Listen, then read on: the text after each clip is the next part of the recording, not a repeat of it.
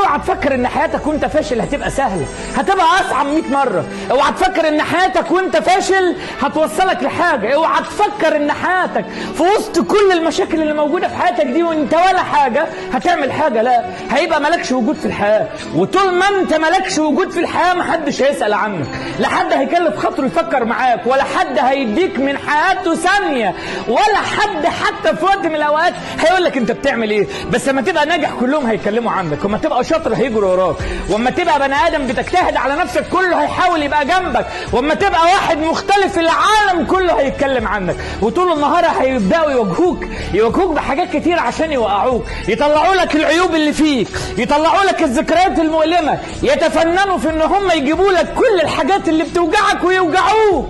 بس انت مش هتخليهم ينجحوا، وهتبين لهم ان الحاجات اللي كانت بتوجعك ما عادتش بتوجعك، والحاجات اللي كانت بتخوفك ما عادتش بتخوفك، والحاجات اللي كانت بترجعك لورا ما عادتش. وهتبين لهم ان اللي قدامهم هي نسخه مرعبه، نسخه ما بتخافش، نسخه ما بتقلقش، نسخه ما بتيأسش، نسخه عندها استعداد انها تبقى صاحيه مليون ساعه في سبيل انه يوصل للحاجه اللي هو عايزها.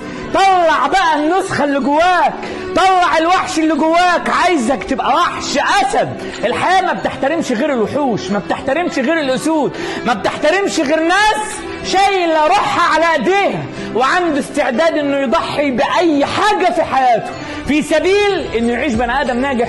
لكل بني ادم قاعد قدامي في القاعه الاختيار ليك، اما انك تكتب على نفسك انك تموت يأسا، او انك تبقى بني ادم خلق لنفسه مليون امل عشان يعيش في الحياه دي وهو انجح بني ادم في الدنيا.